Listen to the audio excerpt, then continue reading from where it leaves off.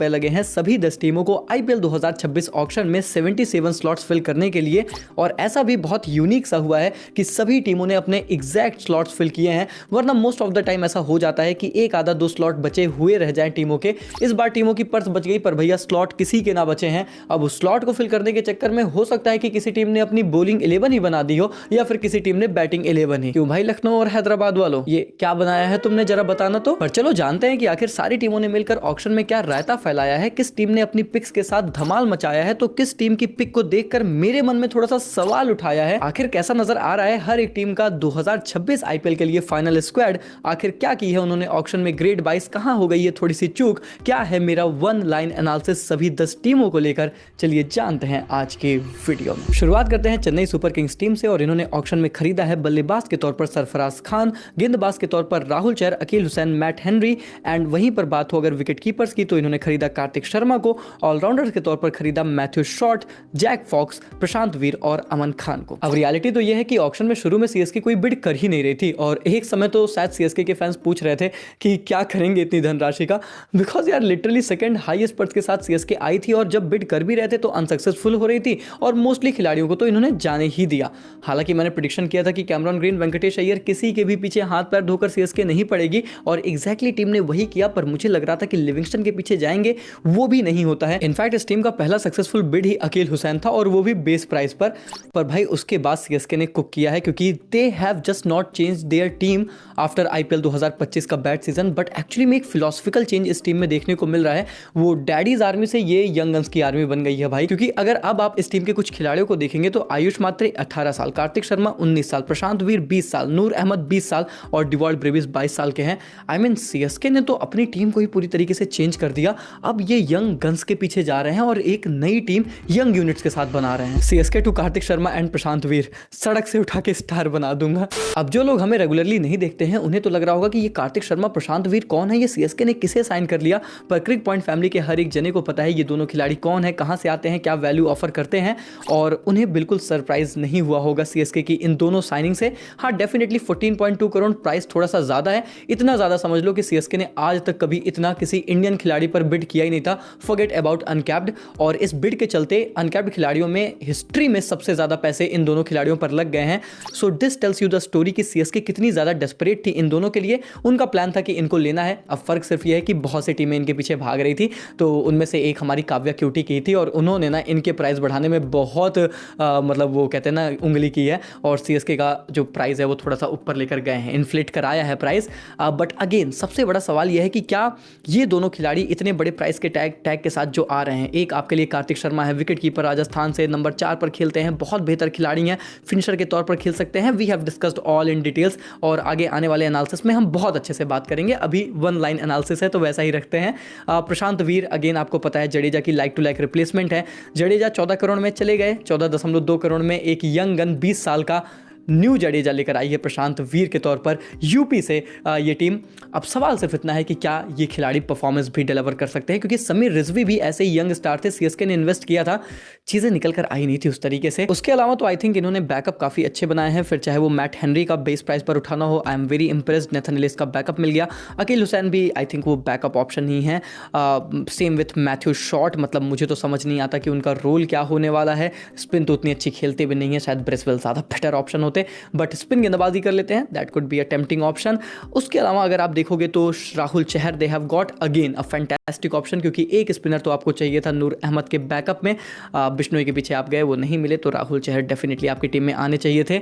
बाकी आ गए हैं सरफराज खान भी, अरे ये कोई पानी पिलाने के लिए ही खरीद लो, खरीद लिया सरफराज भाई। सीएसके ने एक बार फिर से आपके ऊपर भरोसा दिखा दिया है, और भरोसा दिखाना था भाई, क्योंकि इस बंदे ने स्मैट में जिस तरीके की परफॉर्मेंस हाल फिलहाल में की थी, ऑलमोस्ट 60 की एवरेज, 200 का strike rate, it was just incredible. Deserve करते थे कि इन्हें मौका मिले और लॉन्ग टर्म में ये किसी टीम के साथ जुड़े। और अगर सीएसके आप पर crore for Venkatesh Iyer by KKR, IPL 2026 auction 23 crore for Venkatesh Iyer plus Tim David plus Phil Salt plus Romario Shepherd by RCB. अब इससे ज्यादा तो आप क्या ही एक्सपेक्ट करते हो कि कोई टीम कुक कर दे, and for that reason reason मैं आरसीबी को काफी हाईली रेट कर रहा हूं। एंड चलिए बात कर लेते हैं ऑक्शन की हाईलाइट केकेआर टीम के बारे में। लिटरली भाई मेरे पास बहुत कुछ बात करने को है, पर थोड़ा इस वीडियो में फटाफट बात करेंगे। केकेआर टीम ने बल्लेबाज के तौर पर खरीदा है Cameron green and Rahul Tripathi को। हाँ भैया, कैमरॉन ग्रीन बैटर के तौर पर रजिस्टर्ड थे, याद रखना। बॉलर्स के तौर पर खरीदा है मतीशा पत्रियाना, आकाशदीप, कार्तिक त्यागी, मुस्तफिजुर रहमान एंड प्रशांत सोलंकी को। विकेट कीपर 3 ये टीम लेकर आई है। Already Ankush Raghuvanshi wicket keeper candidate हैं, लेकिन अब टीम में है Tim Seifert, Finn Allen and Tejasvi Dahiya. Allrounders में भी इस टीम ने रचिन रविंद्र को खरीद लिया with Sarthak Ranjan and Daksh Kamra. Look, सबसे पहले तो मैं केकेआर को धन्यवाद कहूंगा कि उन्होंने मेरी प्रेडिक्शन कैमरॉन ग्रीन की सही करा दी। मैंने बोला था कैमरॉन ग्रीन केकेआर में जाएंगे, 25 से 30 करोड़ के बीच में जाएंगे। 25.2 करोड़ में केकेआर ने खरीदा। ही becomes the most expensive overseas player ever in IPL history. हालांकि वो बात अलग है कि आईपीएल के नए नियमों के अनुसार आईपीएल वाले भी यही कहते हैं, लगा लो भैया जितनी बोली लगानी है, अंत में सीटीसी कटकर मिलना तो तुम्हें 18 करोड़ ही है। पर भाई मेरे लिए तो ऑक्शन का सबसे फनी मोमेंट था ही कैमरॉन ग्रीन की बिड, क्योंकि स्टार्ट ही लिटरली मुंबई इंडियंस ने की थी। मतलब मुंबई इंडियंस 2.75 करोड़ की टोटल पर्स थी और कैमरॉन ग्रीन के पीछे जा रहे थे। तभी तो पोलार्ड साहब ने बाद में इंटरव्यू में बोला कि अरे हम कैमरॉन ग्रीन को एकदम लेने वाले थे, बस वही 22-23 करोड़ रुपए कम थे, बहुत क्लोज आ गए थे। चलो इसी बहाने कम से कम अंबानी साहब को समझ में आया होगा कि गरीब होना होता क्या है। अब रियल में तो वो गरीबी कभी देखे नहीं है, ऑक्शन में ही देख ले। पर भाई हद तो तब हो गई जब एमआई तो एमआई, उसके बाद राजस्थान भी केकेआर से टक्कर लेने के लिए कैमरॉन ग्रीन के पीछे लग गए। Cameron green auction, RR with 16 crore purse, KKR with 64 crore purse. KKR कह रही होगी सालों हट जाओ, कुचल दूंगा तुम्हें। चलो इसके बाद आते हैं असली महारथी फील्ड में आमने सामने। केकेआर और सीएसके के बीच असली लड़ाई होती है फॉर कैमरॉन ग्रीन, बट शायद सीएसके बहुत क्लियर प्लान के साथ आई थी कि हम 25 करोड़ तक कैमरॉन ग्रीन के पीछे बिड करेंगे। हालांकि वहां पर मुझे लगा था कि 2-3 करोड़ और प्राइस बढ़वा लेते, डेफिनेटली केकेआर 2-3 करोड़ और आगे जाती और 27-28 करोड़ में इजिली कैमरॉन ग्रीन एक्वायर होते।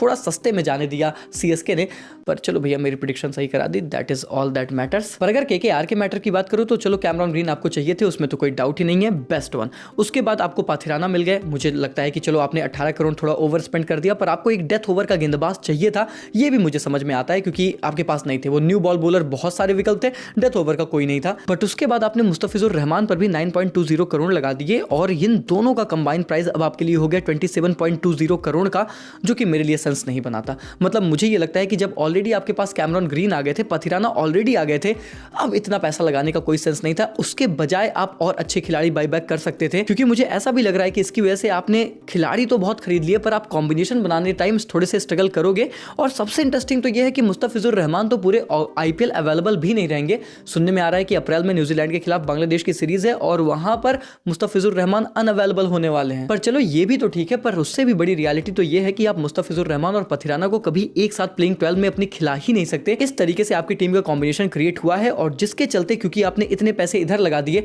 रॉमन पावेल का कोई बहुत बेहतर बैकअप आपके पास नहीं है। आंद्रे रसल के रिटायर होने के बाद अब रॉमन पावेल ही आपके पास है। कैमरॉन ग्रीन टॉप ऑर्डर में चले जाएंगे, रिस्पांसिबिलिटी इधर बहुत ज्यादा है, और इसीलिए मुझे लगता है कि केकेआर ने कुछ तो इधर गड़बड़ की है। डेफिनेटली आपके पास बॉलिंग ऑप्शंस तो बहुत बेटर है, और मुझे लगता है कि टॉप ऑर्डर में भी जब आप देखते हो कि टिम साइफर्ट, फिन एलन जैसे खिलाड़ी आपने साइन किए हैं, और उसके बाद आप रचिन रविंद्र के पीछे इसीलिए गए क्योंकि आपको भी पता था कि आपके बैटिंग ऑर्डर में लेफ्ट हैंड बल्लेबाज तो कोई है ही नहीं।